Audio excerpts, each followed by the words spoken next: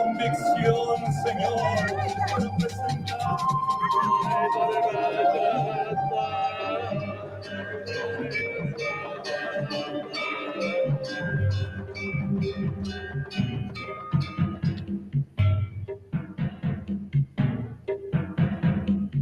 Long, long ago, when wise King Solomon ordained the construction of the temple in Jerusalem, many skilled craftsmen flocked to the Holy Land to participate in this sacred endeavor.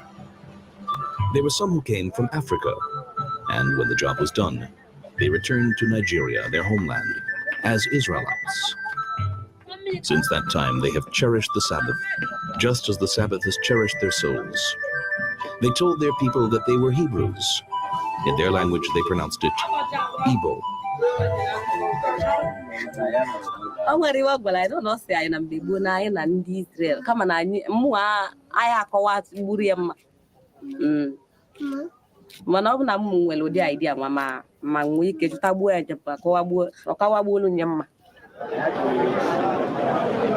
The Igbo tribe numbers more than 14 million people, all of whom were nurtured on this legend. The village elder is 103 years old. He is called Horse Killer, a nickname inspired by his courage. Horse Killer blesses the local chalk. It symbolizes purity and sanctity. Besides serving a lofty, holy purpose, chalk-painted faces can frighten nosy visitors as well.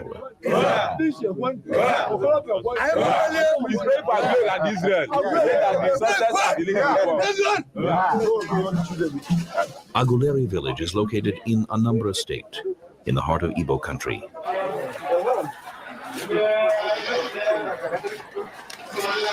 So this is the palace, is original palace. So we are going to see the present occupant of that seat, which is the king. So he's there now, he's waiting for us to come. The sorcerers await us at the gates of the palace. They must consult the spirits and obtain their consent before they allow us to stand before Chukwuemeka, king of Aguleri.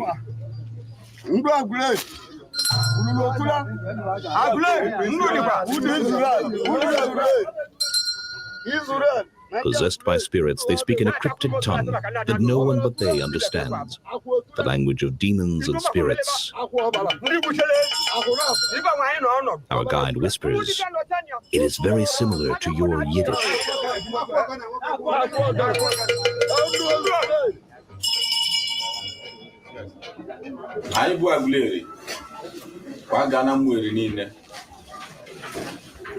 In Africa, Nenanya, no Bibia, Unubu Israel, Capas line. No, I have a line the Kulu. Can I Nenanya Unuba? Naya Bumwiri. Abureve, can I also in case in a side doing Wabia? Because Genesis 46, 15-16. Niria. Niria, I chopped an area of one guy. God, Israel, no God, a bunch of Israel.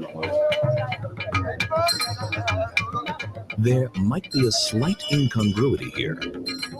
How can they be the descendants of King Solomon's laborers and of Eri, son of God, at the same time? The Igbo, who have flexible minds, have no trouble leaping from one legend to another. They do not dwell within the confines of Western logic.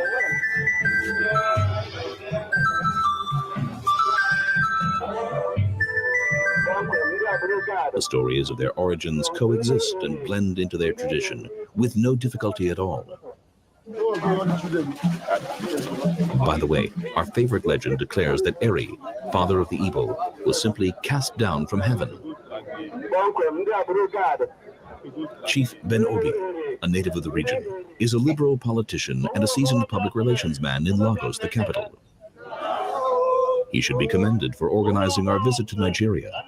Local residents realize how complex and dangerous this mission can be, how many strings must be pulled, and how many palms greased en route. Thank you.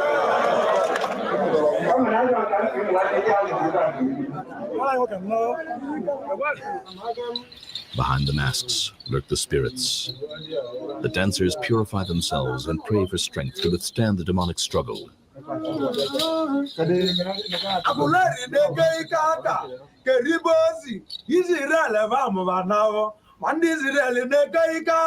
The bird is the medium through which they contact the spirits and express their wishes.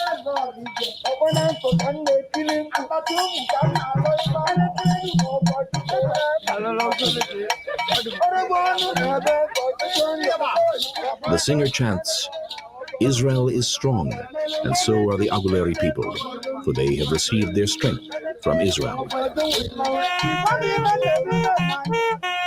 The world of demons has a modern representative too, the policeman. Apparently, a disdain for law enforcement officers is not exclusive to Western society.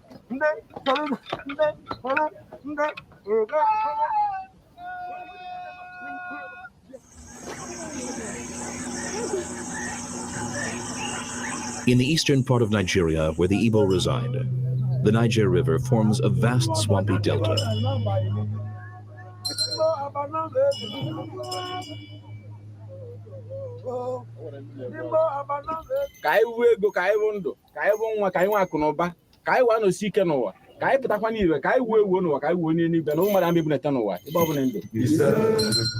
King Chukwuemeka tosses offerings into the river, tea biscuits and sugar cubes.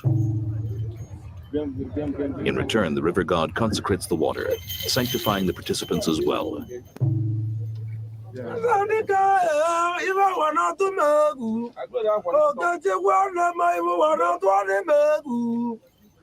The eagle feather protects the king from evil spirits. On the riverbank, we are told, surreptitiously, there is a 9th century potsherd bearing an ancient Hebrew inscription. We were very eager to film this artifact. In our world, it would surely prove some theory or other. Unfortunately, we were told that it's impossible to see at high tide. Our hosts urged us to go on, claiming that many more legends await us.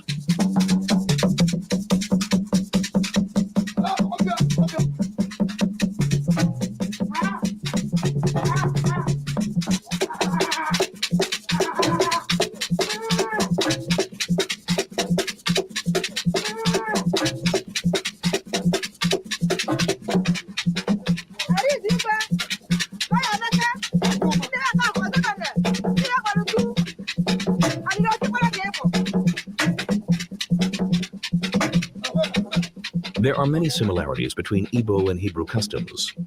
The Igbo point them out to prove the authenticity of their connection with the Israelites.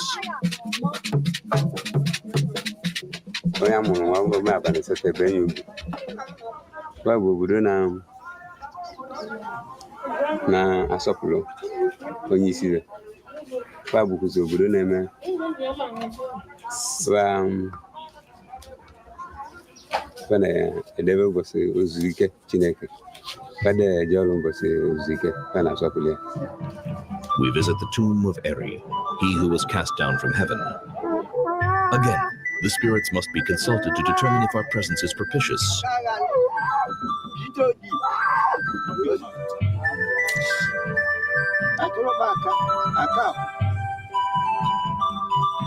Tense villagers watch as the soothsayer conducts the local lottery.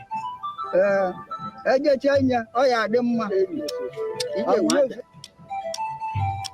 the results are, a rosy future is foreseen by the spirits.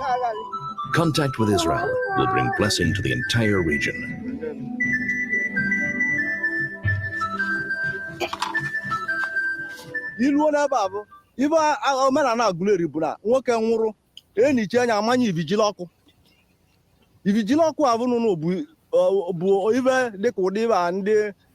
Western this in the tear cross even the other. If you look at Jama Benny Walker, you learn near him. If you look at ya, look if you look. You learn and code you if you look at ya.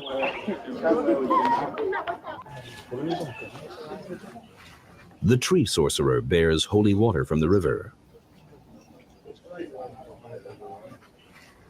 Okeke, a villager, has come to confess and ask forgiveness for his sins. Behold, on bended knees I bow before thee. May thou grant me long life. Have I been untrue? Have I taken a human soul? Oh, judge me now and grace me with thy forgiveness. The aged sorcerer turns to the tree. You heard the man. Help him.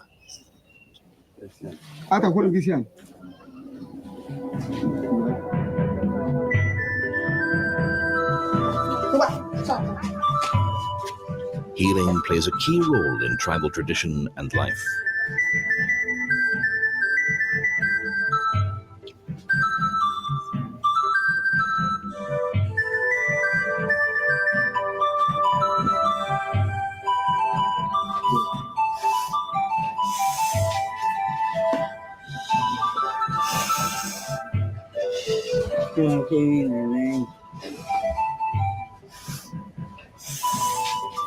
Chana nke na mmadụ na-abịa enete m na gụọ nwakwụ ka na-abade mba ego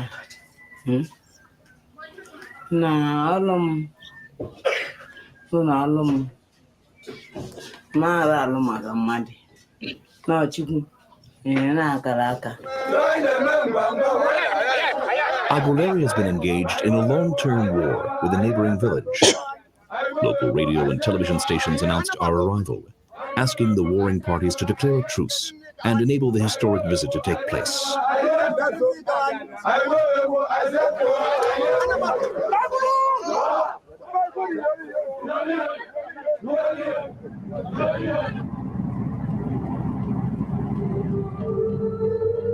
In 1967, a short time after the oil fields were discovered, the Igbo declared an independent state in the Biafra region, leading to a blood-drenched civil war that ended in 1970 after the Igbo were systematically starved.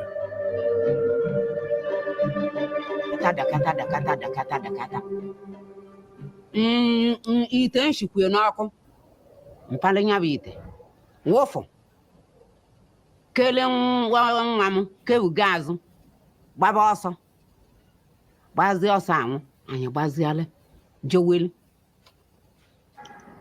mmadụ mgbe ara ite naanị ọ nwụrụ n'agha ọkwanye anyị nata ka agha buru agba ụlọ be anyị ọkụ anyị nọlụ kwụba agụ taba abụbụ.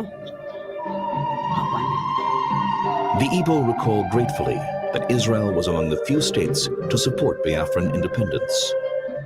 They compare their horrible suffering to the tribulations of the Jewish people during the Holocaust, adding depth to their Hebrew heritage. At the end of the war, whatever amount of money you had, 1 million, 1 billion, it doesn't matter. What they ended up doing to every one of us was to give you 20 pounds. And it is with 20 pounds that we have established all what you were seeing here.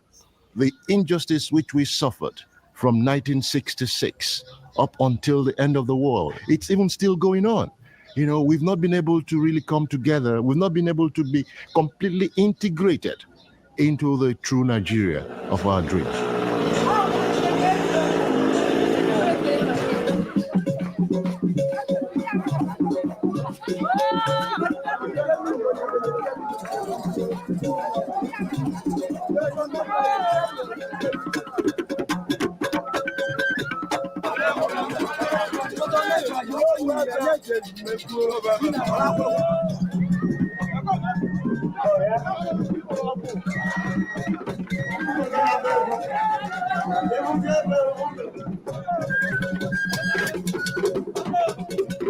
The population of Nigeria is estimated at 100 million. It is the richest country in Africa and the world's 10th largest oil producer. But all this wealth does not benefit its residents. A violent and decadent regime, rife with infighting, prevents national development. Signs of corruption and decay are evident everywhere. Enterprises are systematically initiated and then abandoned. Machinery lies idle without spare parts. Western progress intoxicated the innocent Africans, sweeping them into the maelstrom of flamboyant project building. this is a country that has, in terms of human and natural resources, it's about the number 5 in the whole global village. If you look at the history of the Nigerian people, there are people who have made their names, who have made marks in various endeavors.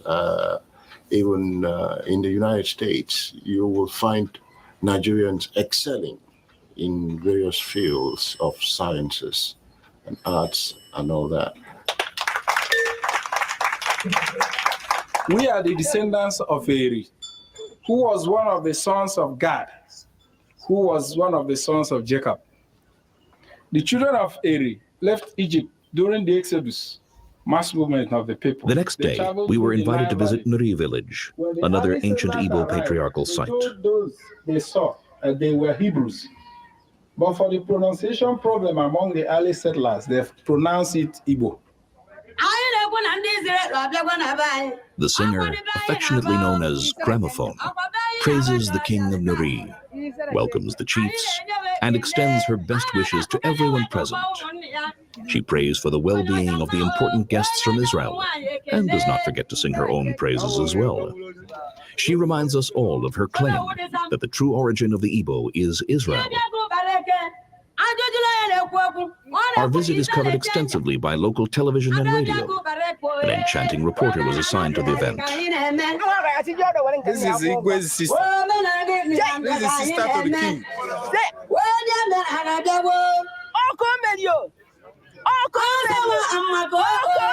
The king's sister joins in a spontaneous dance.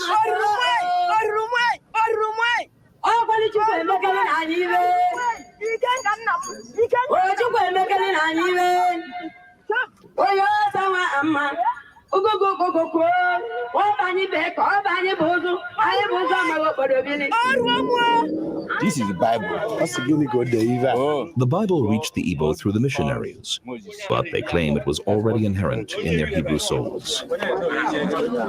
This is the ark of Abraham. Recently, the Igbo underwent a mass return to their origins, following the discovery of the name Eri in the book of Genesis. To celebrate this revelation, they declared a holiday, Great Aguleri Day, that conveniently coincides with the birth of Jesus. Its acronym, Gad, is the name of the father of Eri and one of the lost tribes.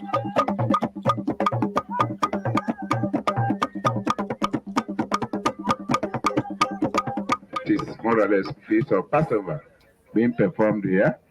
See the chicken and the Idumo'u holiday can be compared with Passover. It is observed by extended families who eat a sumptuous meal and offer chickens as sacrifices.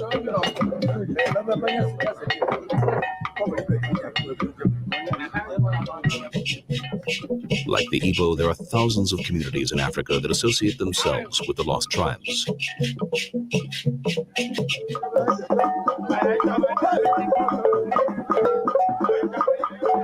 The oral history of this region poses fascinating challenges for conventional historians. Some of the artifacts in this museum reinforce the Igbo's link with the tribes of Israel. But of course, nothing can be determined with certainty. Several Igbo settlements admit that this staff is from the Israelites, and it was the staff that God gave to Moses and the rest of patriarchs when they were leaving the area. And we use it also to settle the disputes between tribes or settlements. And below here, during our visit, there were rumors that an ancient Hebrew scroll was concealed at the palace. When we wanted to film it, our guide followed the local tradition and consulted the spirits. This time the answer was a definite no. We wondered why. Igbo tribespeople constitute the intellectual elite of Nigeria. Although the Igbo are still discriminated against, they continue to flourish. In this religious procession that appears primitive, march famous attorneys, engineers, physicians, and several millionaires. The Igbo control Nigeria's economy, but have no political ruling power. Perhaps this is why 5 million Igbo are now seeking their fortune abroad.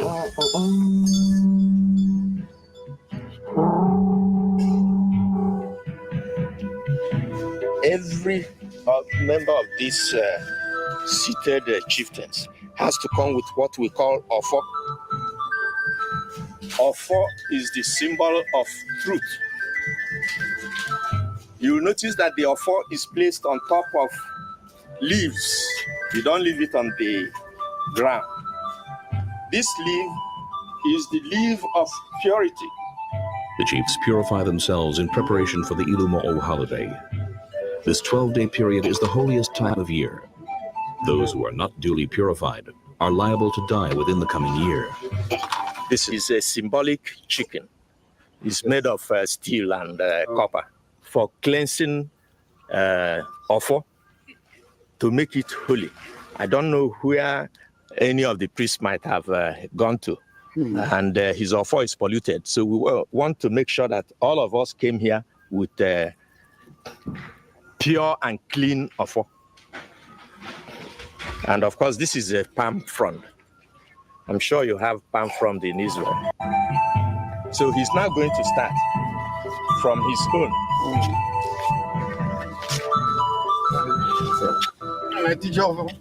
He says he's making the offer holy. If anybody touched this offer while the person is defiled, not pure, whether male or female, may the offer be cleansed for purposes of this garden. This thing must have happened so many years ago. But the wandering Hebrews in the forests before they came here still remember to call on the God of Abraham when they want to break kola nut and talk to God. And they don't call him Abraham. They say Chukwu Abiama. Chukwu means God. Abiama is a corruption of Abraham. Chukwu Abiama. This is called Ebo, to keep out evil persons and evil spirits. 12 days to the feast. All married women from the particular compound will come and prepare food for their ancestors.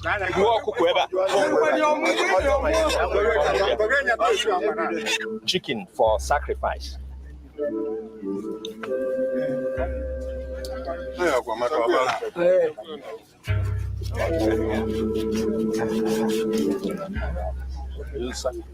When the Igbo heard that their custom of waving the slaughtered chicken over their heads resembles a Jewish atonement ritual, they became very excited.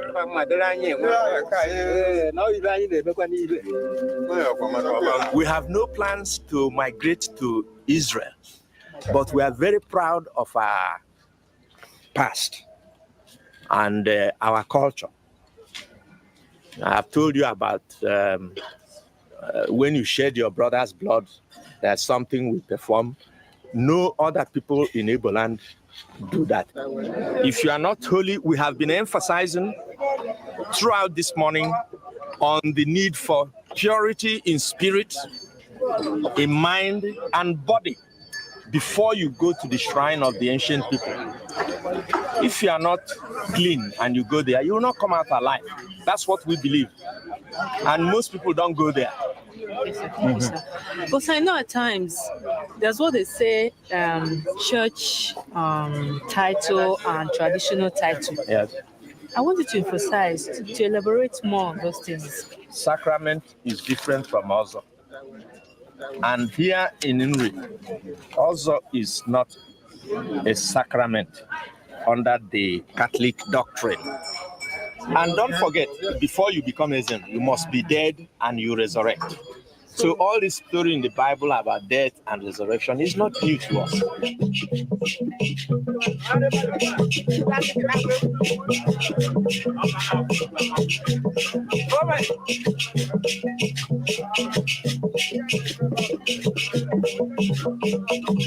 The priest scatters the feathers to prevent the incursion of evil spirits and other lethal mass media.